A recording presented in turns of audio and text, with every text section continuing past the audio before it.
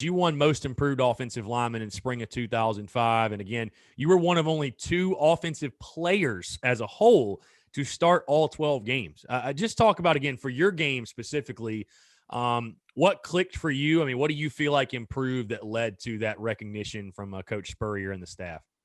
I just felt like all the hard work that we had been putting in, knowing that I had to be a leader, even though, I was just a redshirt junior at the time. I just felt like I had to be a leader. And along with Nashawn Goddard and Jabari and those guys, all of us stepped it up, and they really helped me elevate my game. Mm.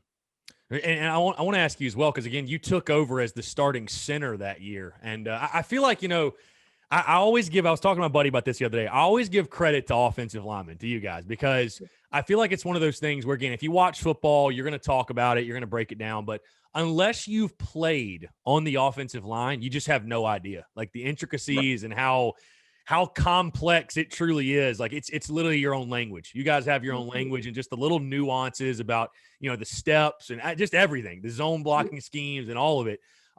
But you played both guard positions and a little bit of center. You really played everywhere your first couple of years, but you took over as the starting center. Just talk about the challenges of that, because, again, you're literally the quarterback of the offensive line. You're making the checks. You're making the calls. I mean, that's a big responsibility. It's crazy. Maybe my mind is just twisted in this way. I remember specifically that 05 season. Going into the season, that was kind of one of the top storylines. Like, okay, we got a brand new center. How's our center going to play? Because it's that important of a position. Just talk about that. I mean, shouldering that responsibility. Yeah, the year before, I played alongside John Strickland. John did an awesome job. I watched him. And then, once he left, I had to transition over to the center. And once Coach Spurrier got there, it was a totally different ballgame as far as play calling, as far as the playbook. With Coach Host, it was, pretty much strictly zone running. And it was to the point that the opposing defenses would be calling out plays because they knew what was coming. But once Spurrier got there, he changed everything. He opened up the playbook, and it was just you had to study a lot. You had to know, because, like you said, you're the quarterback of the offensive line. So, between that and just studying and just putting in the work, extra film work, extra on the field work, just working with those guys. Because as an offensive line, you guys have to gel. And I know that line we had, we was plugging the players in every other game. And once we finally got some solidity to us, I think we played pretty good.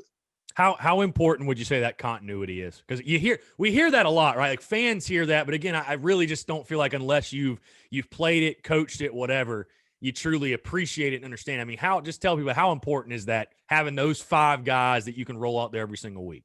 It's very important. In football, you hear a lot about the quarterback to wide receiver being together. Right. But I mean, to me, playing offensive lineman with those other 4 guys is just as important, because you can have 4 guys do the right thing.